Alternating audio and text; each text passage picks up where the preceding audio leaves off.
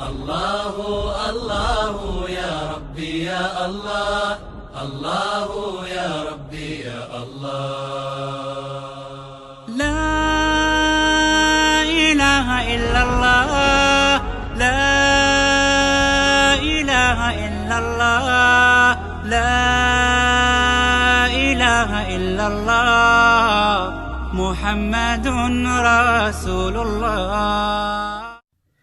Assalamu alaikum wa rahmatullahi wa barakatuh. This is your brother Mateen Peracha speaking, and I'm recording today for Qabila Ittihad, Michigan. And I'd like to give out a shout out to all the brothers and sisters of Qabila Ittihad for making it what it is. MashaAllah, Tabarakah, you guys are doing an excellent job. May Allah accept your efforts. Bismillah, walhamdulillah, wassalatu wassalam ala rasulillah wa ala alihi wa sahbihi wa man wala. Today's reminder is actually about taking advantage of the current situation that we are in, and the self-isolation, the social distancing that we're experiencing. You know, never in a million years would we think something like this is going to happen, but it's here. And this is something that, you know, we learn from the Quran and Sunnah. Whatever Allah subhanahu wa ta'ala sends our way is khair for us. The Prophet tells us in the hadith, "Ajaban li amril mu'min, inna amrahu kullahu lahu khair." That amazing is the situation of the believer, for verily everything that happens to a believer is khair, depending on how we react to that situation. So we see the story I want to share with you today is about a young boy that from Damascus, and this young boy, one of the days, his father decides to take the family out for a family picnic. And you know, like today, when we nowadays when we try to get our kids together out of the house and into the car and then going, it's an effort in itself, it's a headache in itself. The father is going around trying to get them together, get the family together, and all of a sudden this boy disappears and he's nowhere to be found. They're calling his name, he's not there. So they decide to leave without him, thinking maybe, you know, he doesn't want to go, or maybe he's out playing with his friends.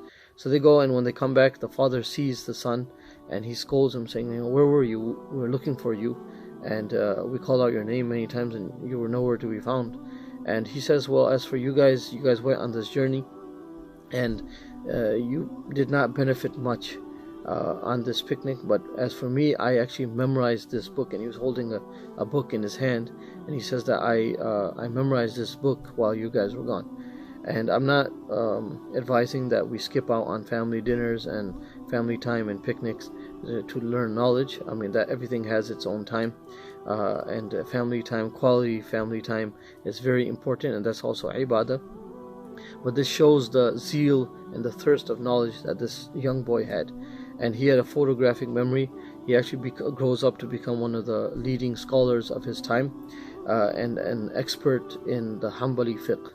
And this is none other than Ahmad Ibn Taymiyyah rahimahullah, or Ibn Taymiyyah rahimahullah in short.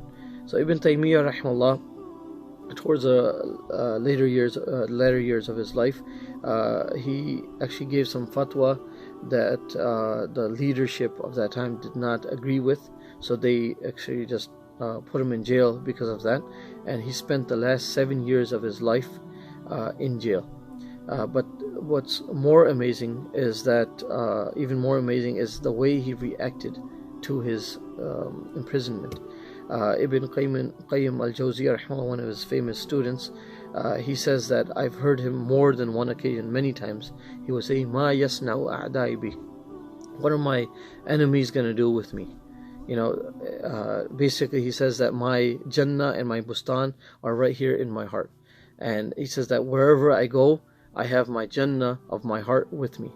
And he says, in the habsi, meaning that if they imprison me, if they lock me up, then this is khalwa, that this is, I'm going to be close to Allah. I can get closer to Allah subhanahu wa ta'ala. It's a means for me to get closer to Allah subhanahu wa ta'ala.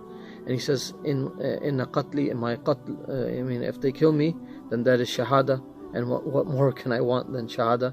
And if they ikhraji min balad, if they exile me from the city, take me out of this city or this balad, from this area, then that is siyaha, meaning that is traveling in the path of Allah subhanahu for me. So whatever they do to me, I don't care. I have my Jannah with me. And this is something that this is in line with what the scholars of the past, they wouldn't rely on physical things to keep them happy, but the peace and serenity they had in their hearts from the worship of Allah subhanahu wa ta'ala and from being close to Allah subhanahu wa ta'ala, that was what would keep them happy. And Ibn Qayyim rahimahullah actually says that, I swear by Allah subhanahu wa ta'ala, I have not seen ma ra'aytu ahadan atyaba aishan minhu qat. I have never seen anyone who had a better life or more pure life than my teacher, my Ustad Ibn Taymiyyah rahimahullah. And this is in line with something Ibrahim ibn Adham rahimahullah, another scholar from the past, said. He says that لو يعلم الملوك وأبناء الملوك, that if the kings and the sons of the kings knew ما نحن فيه من النعيم, what we are in pleasure, meaning the pleasure we are experiencing, they would come and fight us for it with their swords. And this pleasure again is not from the dunya, but it's actually from the remembrance of Allah subhanahu wa ta'ala, from being close to Allah subhanahu wa ta'ala. So that pleasure, that was something that you can never gain from materialistic wealth. That is actually from being close to Allah subhanahu wa ta'ala. And we also learn from Ibn Taymiyyah rahimahullah that he took advantage of his time when he was imprisoned, and it's reported that he wrote over 300 books during that time. Just imagine that, 300 books he wrote during that time when he was imprisoned. And otherwise, if someone, normally a person in that kind of situation, and just like the situation we're in with COVID-19, a person feels depressed, anxious, fearful of the future, of what's going to happen next, and they're not able to do anything, like a deer, caught in the headlights. They're not able to move, they're not able to react. But Ibn Taymiyyah rahimahullah took advantage of that time, and that's where he learned knowledge, and he taught us that valuable lesson. This is something we need to implement in our lives, especially with the month of Ramadan coming. This is a perfect opportunity where Allah subhanahu wa ta'ala has given us to understand the Quran. This is the month of Quran. Start learning that ayah of the Quran. Start understanding that surah of the Quran that we always wanted to learn. That book of hadith that we always wanted to study. The one that we put on the back burner and we just never got to. This is an opportunity Allah subhanahu wa ta'ala has given us to start to understand that and learn that. And the merit of knowledge is so great.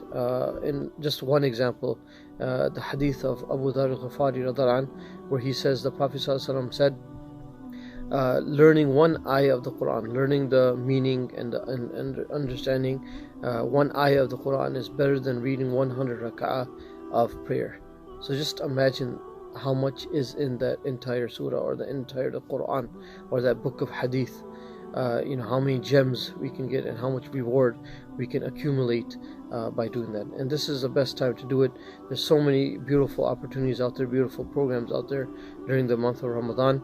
Inshallah, myself, I will be doing some other stuff with Al-Misbah. We'll be bringing out some programs during the month of Ramadan, some reminders, and just avail those opportunities. Take advantage of that time and learn those things, inshallah ta'ala. Imam Ibn Taymiyyah in another of his quotes, he says, Inna fi dunya jannah, there is a garden, there's a Jannah in this dunya. Man lam yadkhulha lam yadkhul jannat al-akhirah, that the one who does not enter into this dunya, into this Jannah of this dunya, that will not enter into the Jannah of the akhirah. And Ibn Qayyim rahimahullah, who's quoting this, he says ya'ni, meaning al-kutub, the books. So we should take that to heart and learn, inshallah, as much as possible during this month. This is the month of Ramadan, the month of the Quran, the month of understanding the Quran, learning the Quran. The Sahaba, the ulama, as-Salaf as-Salihin would put all their efforts in learning the Quran during this month. And what better with this self-isolation, or this self-imprisonment that we are undergoing right now, than in the month of Ramadan, when we're supposed to be getting closer to Allah subhanahu wa ta'ala anyways. And I'll end with another quote of Imam Ibn Qayyim rahimahullah. He says that the true al-mahbus alladhi hubisa qalbuhu min rabbi. He said the true person who is locked up, the true prisoner is one whose heart is away from Allah subhanahu wa ta'ala. And then he goes on to say, the al-ma'sur wal-ma'sur alladhi asarahu hawa. And the one who is chained or locked up is the one whose desires have locked that person up. So we ask Allah subhanahu wa ta'ala give us the tawfiq inshallah to understand this and be of those who avail the opportunities that are given to us.